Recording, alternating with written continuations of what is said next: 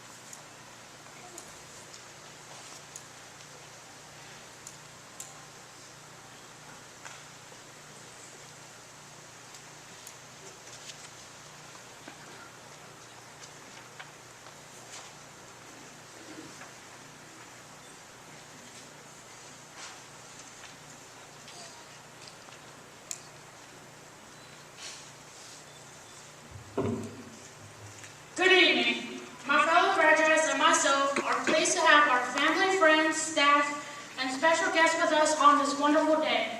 On our behalf, we'd like to remind you that this is our special day. And as much as we know you want to applaud and show your pride, each time you hear your graduate's name called, we respectfully ask you to wait. Each senior deserves to hear his or her full name called and have their moment to shine and take in the whole experience as we walk across the stage to receive our diplomas. Therefore, we ask you to hold all applause and shout-outs until the names have been called. We promise you that you will have time to show your happiness when all students have been recognized. Thank you in advance on behalf of the class of 2014.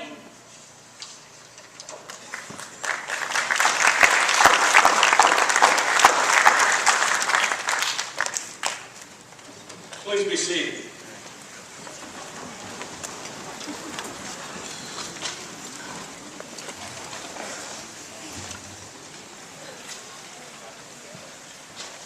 Good evening and welcome to the Wilson Early College Academy graduation ceremony for the class of 2014.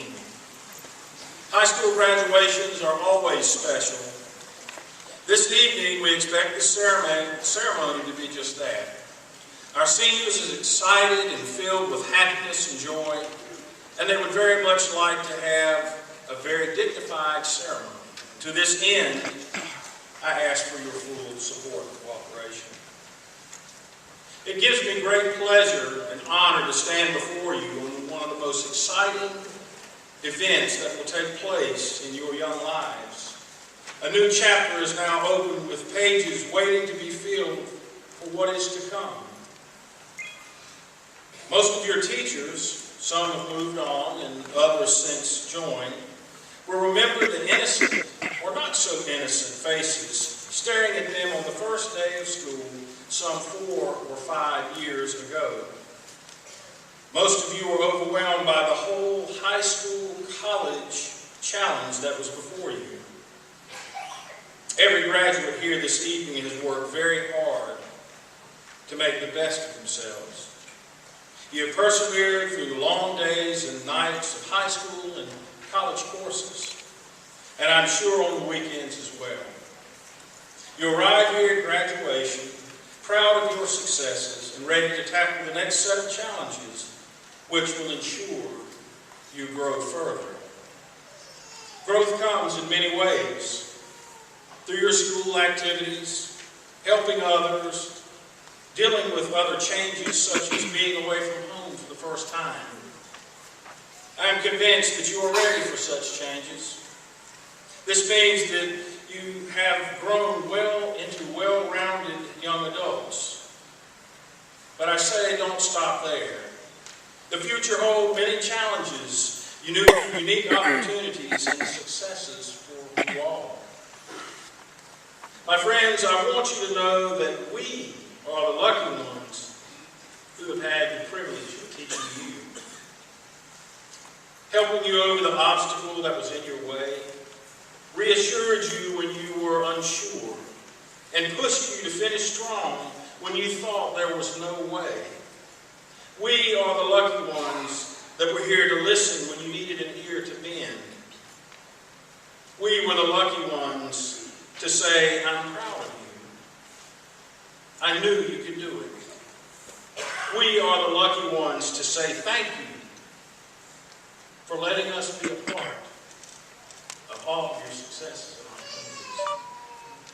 I would like to thank all the parents and grandparents, aunts, uncles, and other support systems for all of your help in this year and in years past. Thank you for helping with all the school activities. But most of all, I thank you for being an active part of your child's education. A big thank you to our dedicated teachers and staff at the Wilson Early College Academy. I would also like to thank our community college partner and their leadership, Dr. Stevens, Dr. Sessoms, Mr. Carr, your college instructors, for they played an integral part in your education. They do not seek praise, but their skill and dedication to the task of educating each and every one of you are unprecedented. So I say congratulations to you this day and good luck on your new journey, for I know you will do just fine. Thank you.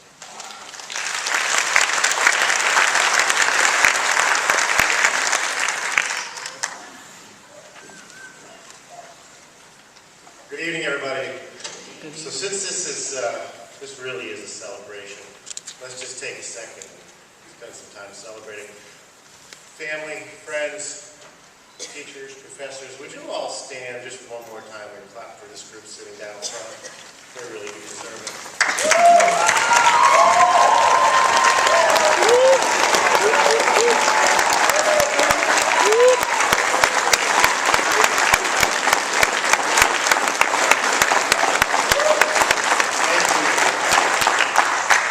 Now let's change things up with the students. All you down here. Would you all please stand up, turn around, face everyone behind you, give them a round of applause.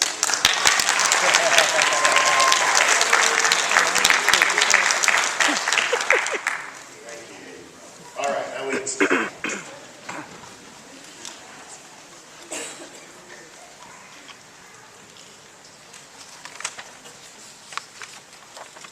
So as I began thinking about what to say to you this evening, I thought it would be important to recognize that this week marks the 60th anniversary of the May 1954 Brown versus Board of Education decision by the Supreme Court, led by Chief Justice Warren. That decision required an entire generation of Americans to rethink their status quo. As we think back, 60 years is within the lifetime of many people we may know, but it's beginning to seem more like history than a recent change. When you think about it, the idea of people of different races being entitled to attend school together, it seems like such a natural human right. But 61 years ago, many didn't see it that way. In fact, 17 states in the southeast of this country required racial segregation by law until that rule. In the 60 years since the Brown versus Board of Education ruling, we've made intermittent progress toward true racial justice in our country. Sweeping changes like the Brown ruling have been the exception more than the rule. Incremental change is more common, while also being the excuse we give for not pursuing more vigorously what is right. Incremental change has also been the norm in the broader realm of education. In many cases, we have failed in education to change rapidly enough to meet the changing demands of our society. Meaningful innovations in education have been few and far between. But 2002 saw the emergence of the Early College High School Initiative that evolved from a trend towards small schools and some early success in places like Middle College High School with Wardia Community College in New York, which dates back to the 1970s. Graduates, you may not have known when you applied to attend WECA that you would be an innovator. But you have been part of what I believe is one of the most important innovations in education in this country in decades. You've been part of the first generation of students to embrace the early college model, and your results have been amazing. North Carolina leads the nation with over 22% of the country's early colleges residing here in our state. The research on North Carolina's early colleges show that students stay on track better for college work, complete more college-level work, show higher passing rates on state assessments, and graduate at much higher rates in comparison to students in traditional high schools in our state. But the statistics that speaks to me most is that the early college high school model closes the achievement gap between groups of students and provides higher levels of success for all students. This is the type of education innovation that advances the spirit of educational equity that began 60 years ago this week. And you are among the innovators who helped make this a reality. I'm proud to have an early college in this district. I'm proud to be your superintendent, and I'm proud of you and all you have accomplished. So please be sure, again, to thank those people who are sitting around you today. The faculty of Wilson Early College Academy, the faculty of Wilson Community College, our Board of Education, your parents, friends, and other supporters who helped make today possible. Continue to be the trailblazers you have been at WECA. You are at least a year ahead of most of your peers. Be sure to put that time to good use. Thank you.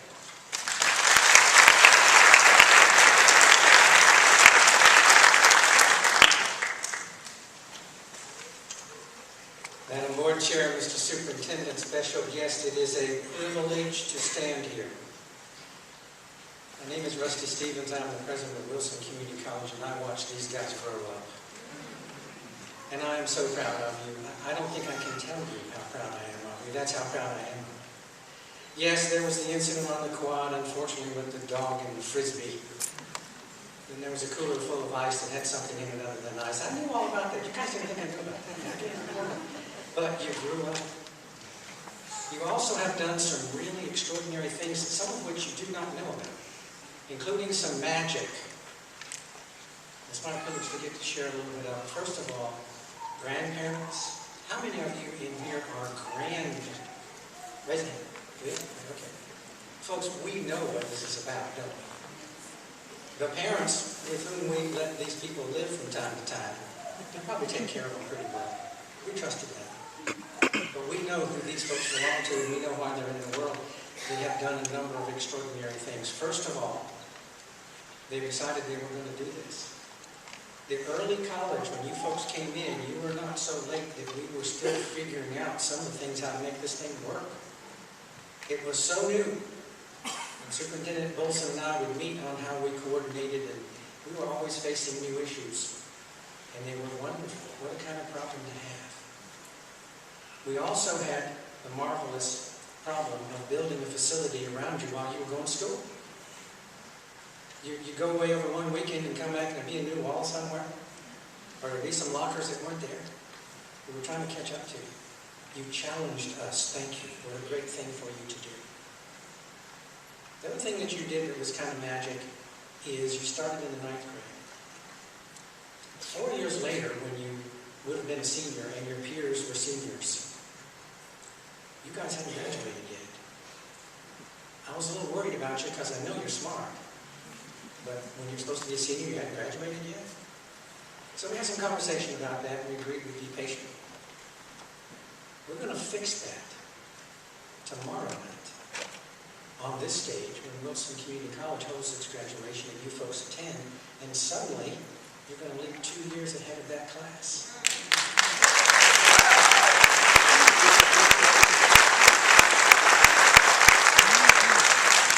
Amazing. That's where the magic happens. Guys, I only got through Calc 1, but I've got a SAS program and I've been running it for 2 days. I can't find that year in there, but you guys know where it is. The last thing I would say to you is, my generation is leaving you a world that we can barely describe. We can barely understand the pace of change. We can barely understand the technology of change. And you're going to have to help us make sense of it. And in that regard, I am convinced that this world is in very good hands. I thank you, and I will see you tomorrow night.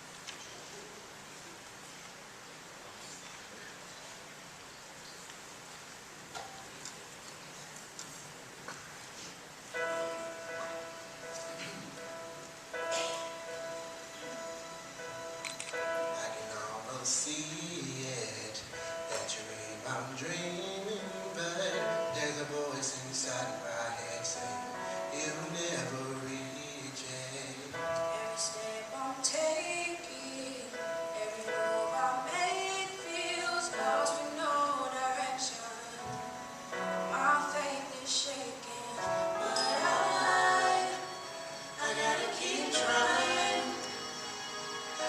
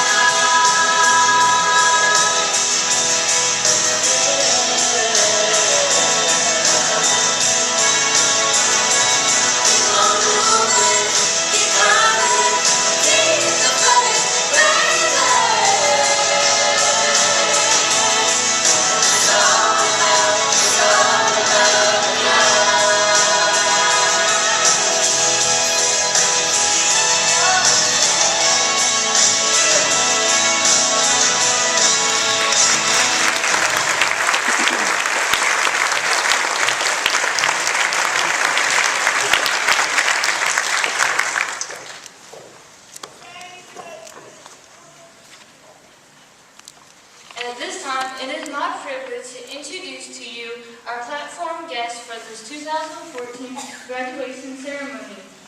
Will the following platform guests rise when announced? Mr. Nelson Johnston, Principal of Wilson Early College Academy.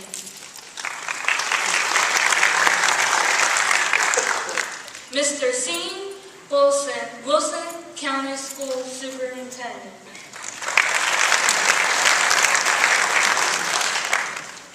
Dr. Rusty Stevens, Wilson Community College President. Miss Robin Flynn, Wilson County School Board Chair.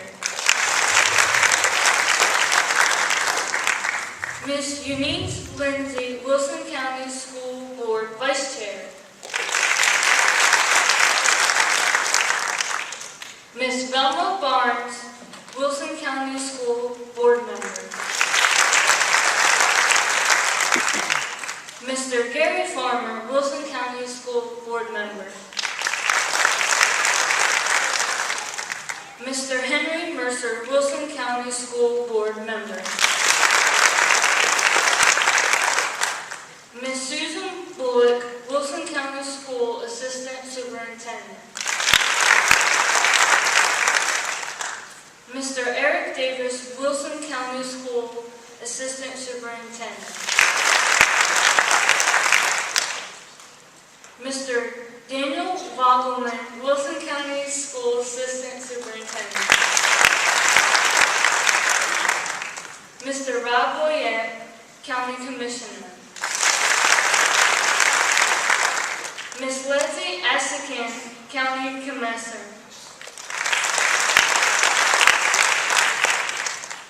Mr. Eddie Dahl, Principal of Elm City Middle School. Mr. Steve Hunter, Principal of Darden Middle School. Ms. Desjoie P.A., Class of 2014 valedictorian.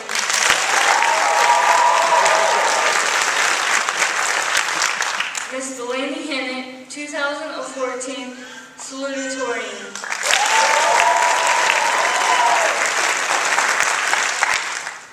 Ms. Haley Williford, 2014 fourth ranked student.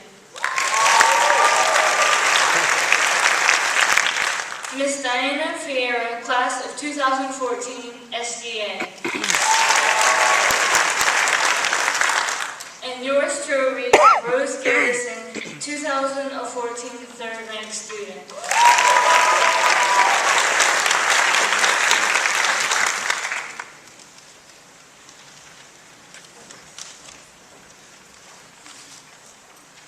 Good evening, everyone.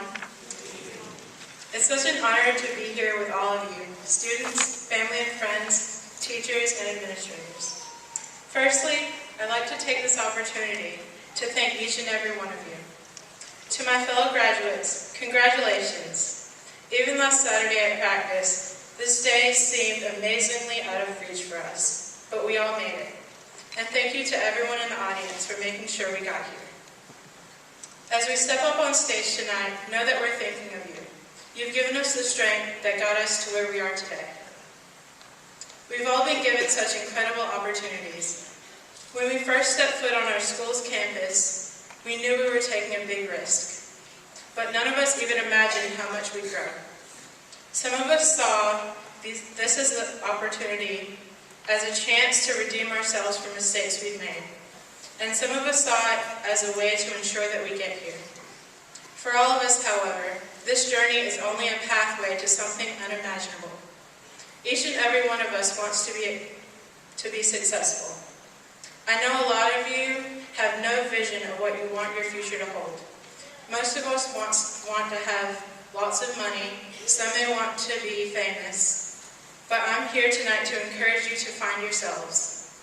We have prepared ourselves so that we can branch out from the ordinary. We have grown enough so that we don't have to follow in anyone else's footsteps. All of what we've learned, especially from our mistakes, sets us apart from everyone else. For those of you who, like me, have not always been confident or even the least bit happy with yourselves, I'm here to remind you that you don't have to conform to anyone else's expectations but your own. You have the strength to find and define yourself. Fellow graduates, we all have people who root for us every day. We have people to go to when we need support or even just a smile. We have people who remind us not only of who we are, but also of who we want to be. And when you're trying to figure out who you want to be, and what you want to do, look inside yourself and find the people who have had patience with you. Find the people who have inspired and supported you. Look for the kindness of your supportive friend. Look for the patience of your teachers. Look for the hopefulness that your family has for your life. And look even deeper for the faith of your supporters. Look for the generosity of the people who gave and kept giving. Look for the love that helped you grow. When you find yourself, look for the same kinds of beauty in others. And remember, even when you feel alone and tired and you're fearing the worst, remember everyone who helped you reach your highest point. Have the same faith in yourself.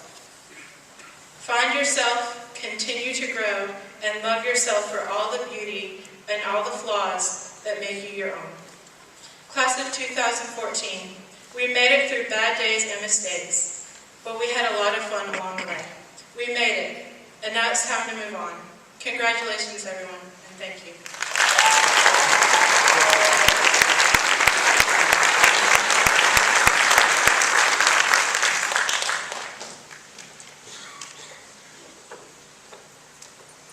Ms. Aiden Barnes is the owner of Peak Performance Resource, a leadership development company based here in Wilson, North Carolina. Through her company, she works to impart the skills and insight that lead to improved human performance. Her own transition from school dropout to working with leaders across the United States was accomplished by applying the principles she now shares with others. She was formerly the president of the Wilson Education Partnership. Originally from San Diego, Ms. Barnes lives here in Wilson with her husband Maitland and is blessed with 3 children and 3 grandchildren. Ladies and gentlemen, I present to you Ms. Aiden Barnes.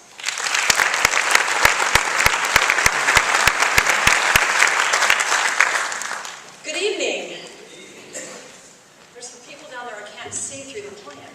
Can I move that plant if I put it back?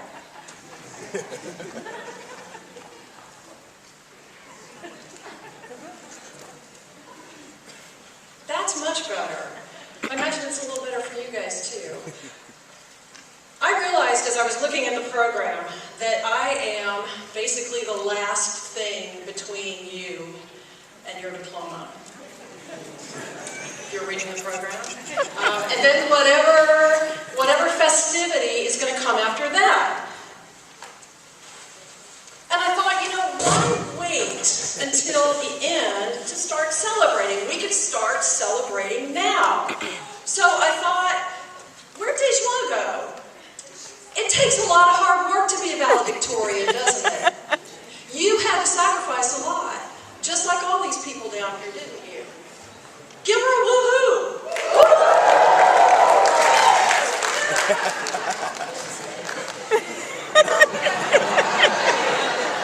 Oh, but wait a minute, I'm not done yet. Mr. Johnston, on behalf of all the teachers and all the people, Dr. Stevens, it takes a lot of hard work to be a principal too, doesn't it? First of all, you got to get these kids in here, and then you've got to coach them and develop them and stay after them and all the stuff that allows you guys to reach right where you are today. Let's give Mr. Johnston a woohoo!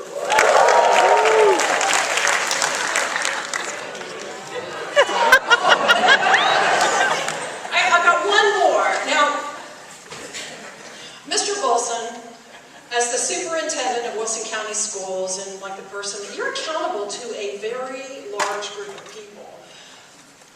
Students, their parents, their grandparents, the teachers, the school board, people in the state, the county, That's a lot of folks for you to look after to make sure these people get here. Right?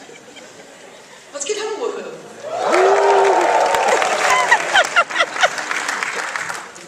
Okay, feel free to start the party.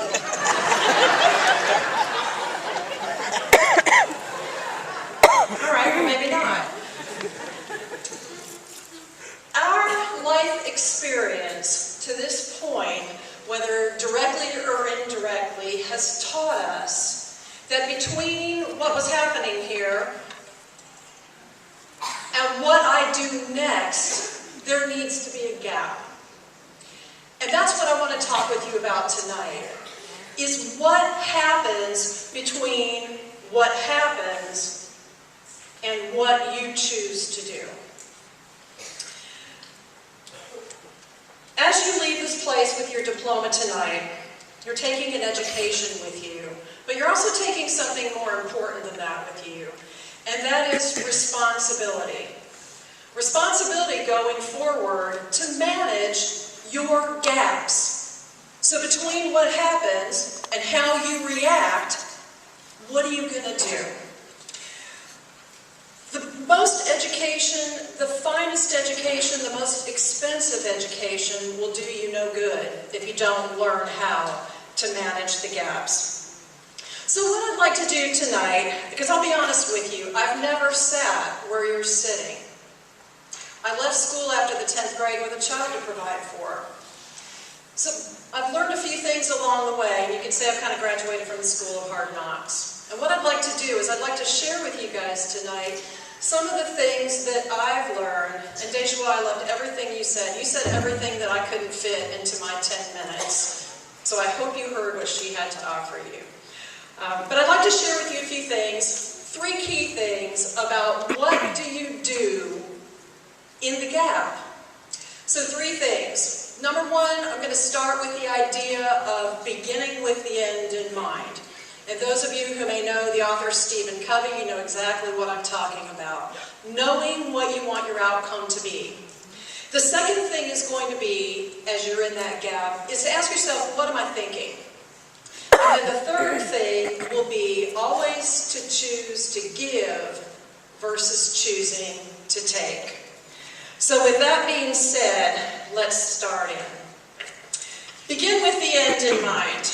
Now I'd like a show of hands out here from parents and grandparents. How many of you, as you think about this child's life sitting in front of you, this young person, could say to yourself, gosh, this went by awfully fast? It does go by fast, doesn't it? Comedian Eric Idle, for those of you who may be Monty Python fans, which some of you may not even know who Monty Python is, I realize that. Comedian Eric Idle sums it up this way. He said, the plot line in life is pretty simple. First you're here, and then you're not. But something happens in the middle, and the question is, what's going to happen in that middle? Research that was published recently in the Psychological Science Journal studied 16,000 people from different walks of life over a 14-year period. And one of the things that they discovered was that more than anything else, what added to the length of life, in other words, what determined how long you get to be here, was, do you have a purpose? So more than diet, exercise, genetics, all those different things, do you have a purpose? Now, I'd like you just to think for a moment, because you're young and fresh and you're sitting there and there's lots of good stuff getting ready to happen tonight. I'd like you to think about, on your last day, it's your very last day here, before they shovel the dirt in your face. When you look back, what do you hope to have accomplished? What kind of person do you want to be? Comedian Lily Tomlin, for those of you who are familiar with Lily Tomlin, she said, when I was younger, when I grew up, I wanted to be someone. And now that I'm older, I wish I had been far more specific. My first exposure to finding purpose was when I was 17. A neighbor of ours had passed away, and my mom thought it was important for us to go to the funeral. And in that church, for that gentleman's funeral, I Actually, he wasn't a gentleman, because this will explain it. There were 6 people, 4 of which were my family. And in that moment, I thought to myself, how is it that someone can live a whole life and have 2 people other than your next door neighbors show up? And in that moment, I thought, you know what? I want my life to be the kind of life that people can look back on with me and say, you know what? I'm better because of that person. And in that moment, the first of my purposes happened, and that was, you know what? I want to live the kind of life that I can pack a church at the end. Not for my own glory, but because somewhere along the line, I made a difference. You're going to find your life as the sum total of all the decisions that you make. And the question is, have you decided what you want your outcome to be? Because when you decide that, what you find is all your decisions, if you can manage that gap between what happens and what you do next, if you have a purpose, your decisions will go to support that purpose. And without a purpose, well, the chips wind up falling where they may. In everything that you do, begin with the end in mind. Now, the second thing is questioning what you're thinking.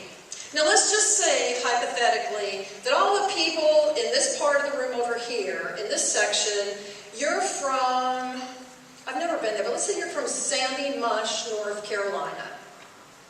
Sandy Mush, you guys are from Wilson, and you guys are from Charlotte.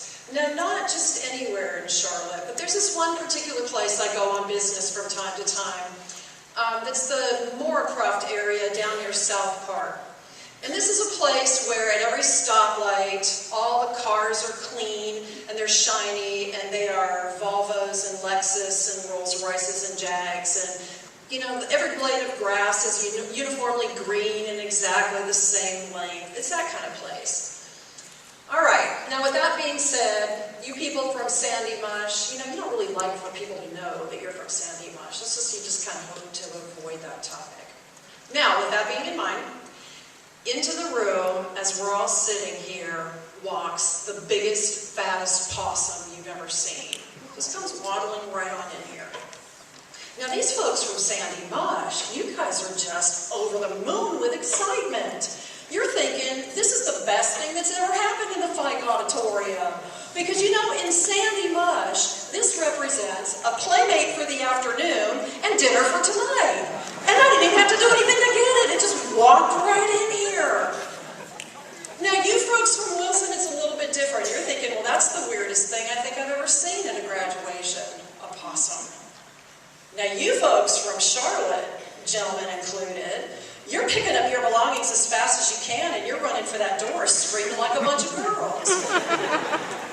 Because you're thinking, I've heard of those New York-sized rats, but I didn't think they actually existed. And out the door you go. So I have a question for you guys. Of these 3 reactions, whose was right? It's a real question. Whose was right? Good. Some people are going, ours was, theirs was. But then I heard somebody smart out there say, all of them. All of them are right. All of them are right based on what? Your view of the world. So asking yourself, what am I thinking, may mean that sometimes I've got to stop and ask myself, is the way I'm viewing something going to work well for me? Or do I need to rethink that? Because it's kind of like this. Have you ever watched a fly on the windowsill? What does it do? It's going ding, zzz, ding, zzz, ding, ding, zzz, ding, zing, ding, ding. It has one thought. And it's like, man, if I just can back up and do this again, zzz, ding, I'm going to get what I want, which is on the other side of that window. And where do you find the fly? Right, dead on the windowsill. It has spent all its life energy, zzz, ding, ding, ding. Where if it would just stop for a moment? Changes thinking, the door that it flew in is hanging wide open, and with a fraction of the time and a fraction of the effort, you can get what you want. But sometimes you've got to ask yourself, what am I thinking? So, what am I thinking? Your way of thinking is not always the right one. Sometimes you need to back up and regroup thinking about what you're thinking about. And then the third part is a Henry Ford quote, and it's well used. You've probably heard it, but I think it's important. And that is, Henry Ford was quoted as saying, if you think you can, you're right. If you think you can't, you're right. So be careful what you're thinking about. So in the gap, begin with the end in mind and make the right decisions. Ask yourself, what am I thinking about? Which leads us to number 3, and that is choosing to give versus take. Now, a friend of mine named Bill and I were chatting one day. We were talking about people that had made a difference in our lives, and he started telling me about one of his teachers, a gentleman named Mr. Martin. Now, evidently, Mr. Martin had written in Bill's yearbook, Bill, you're a leader. Which Bill found at that moment a little bit laughable because he had personally and academically struggled his entire high school career. But by reading those words, something happened for him. And at this point in time, 20 years later, he realized it had ignited something in him. He had the opportunity as a 20-year reunion to actually talk to Mr. Martin, and he began to thank him for the kind words that he'd written in his yearbook. But as he told me, Mr. Martin interrupted him, and he said, I know what I wrote. And as Bill was telling me, he kind of laughed, and he said, so I'm wondering if he really remembered, or if he just wrote that in everybody's yearbook. But we both agreed it didn't matter, because his words in the yearbook on that page had profoundly impacted his life. You and I, with every word and every action we take, you're writing in someone else's yearbook. And the question is, as you go through life, are you going to be a giver or are you going to be a taker? Because the people who are mean and indifferent, the people who are self-serving, there are plenty of those people. Are you going to be the kind of person who brings light and energy in the places that you go? Will you hold a door for someone? Will you make eye contact with an old person in the grocery store and say hello? Will you pay your bills on time? The kinds of things that give instead of taking. A gentleman named Larry Lucan, who was a distinguished athlete in his day, moved on to becoming a lawyer, moved on from there to become a U.S. Senator, and is now currently the CEO of the Boston Red Sox, was quoted as saying, life is not about warming yourself by the fire. It's about starting the fire. And generosity is the match that ignites that fire. If you want to be happy for an hour, just take a nap. If you want to be happy for a lifetime, find a way to help someone else. In closing,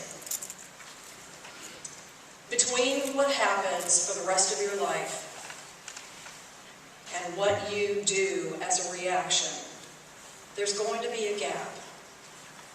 And the question is, in that gap, if I begin with the end in mind, that will impact the decision that I make. If I ask myself, what am I thinking? And do I need to change my thinking? If I'm willing to give instead of take, between what happens in our response, there's a gap. And in that gap is your power to choose. And in that choice will lie your destiny. Broaden the gap and choose wisely. Congratulations.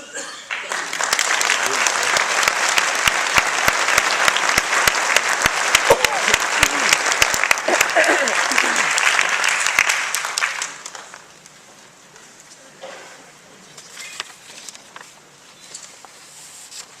This year we are honoring not only our graduating seniors, but also their families. We are asking family members to rise when your senior walks across the stage. We ask that you remain silent at the time to honor both the senior receiving his or her diploma and also the family members who have given them guidance and support during their senior school year. Again, when your family member walks across the stage, please rise, remain silent, be seated after they have received their diploma. The senior class also asks that you stay the entire time until the end of the whole program. Please remain silent and hold your applause until the end. Ms. Bell. Mr. Wilson, I certify that these candidates have met the requirements as outlined by the North Carolina State Board of Education and the Wilson County Board of Education. Therefore, at this time, we would like to present the class of 2014 with their diplomas.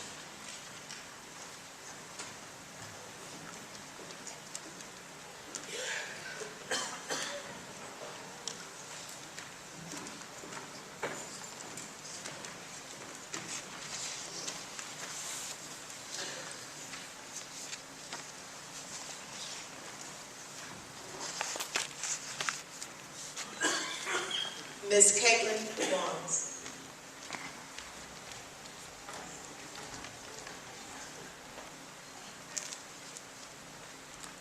Mr. Kevin Benton.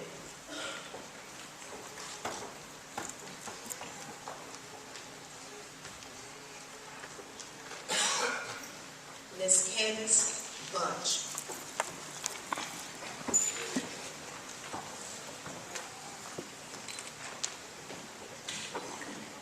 Ms. Victoria Esquivel.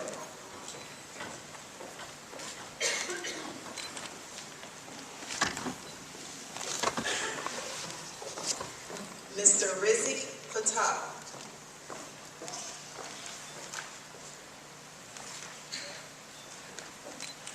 Ms. Diana Feria.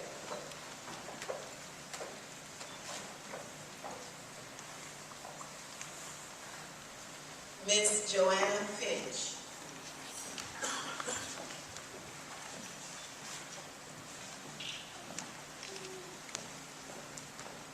Ms. Rose Garrison.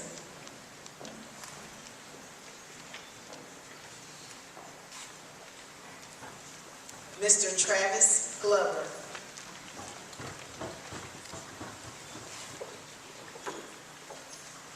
Mr. Antonio Gonzalez.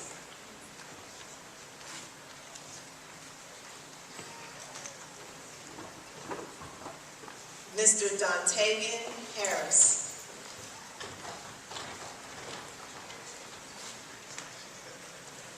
Ms. Ruth Harrison.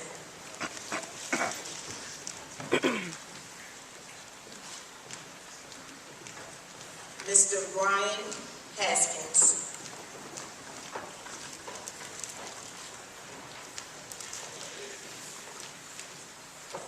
Ms. Elena Hester.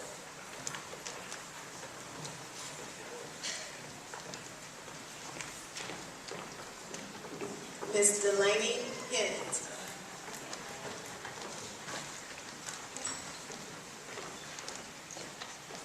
Mr. Tyreek Hudson.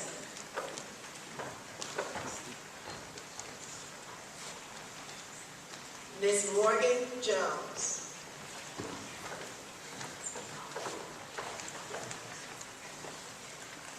Ms. Tangela Jones.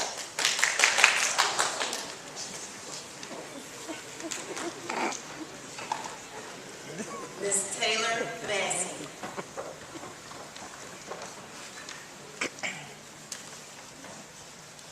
Mr. John Osborne.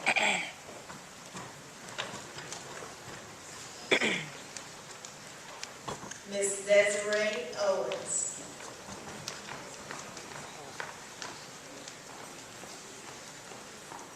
Ms. Dejoie Pierre.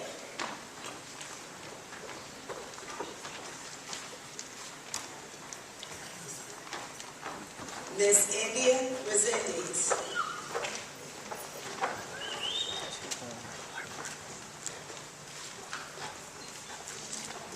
Mr. Ben Rivera Elliott.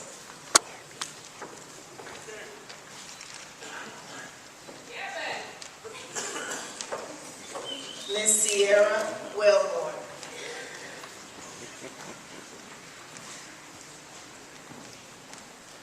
Miss Haley Williford.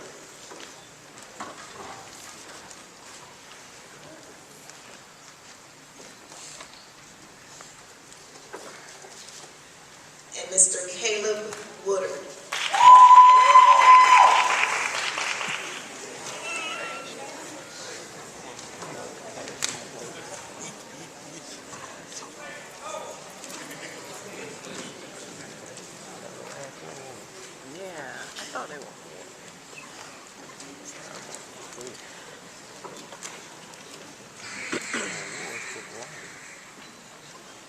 Parents, at this time, if you will, please give these young adults a round of applause.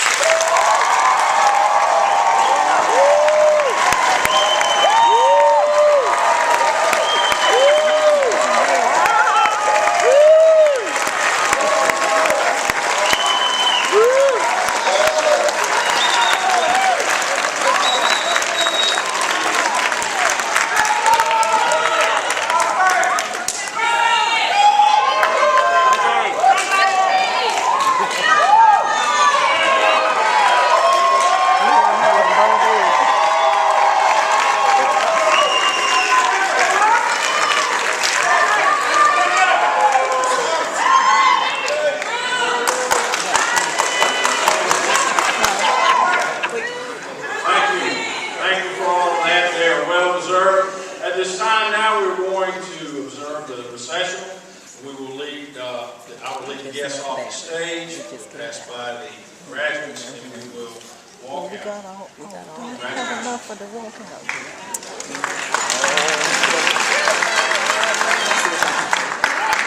Not to get you out of here too early.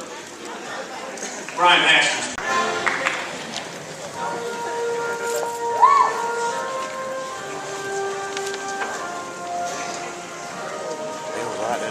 Oh, they going out this door? That door.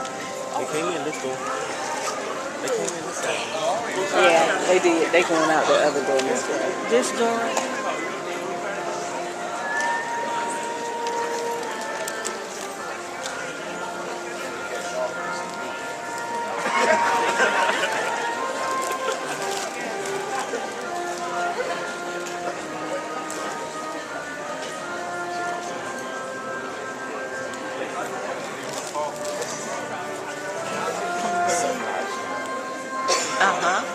Well, it's kind of dark though.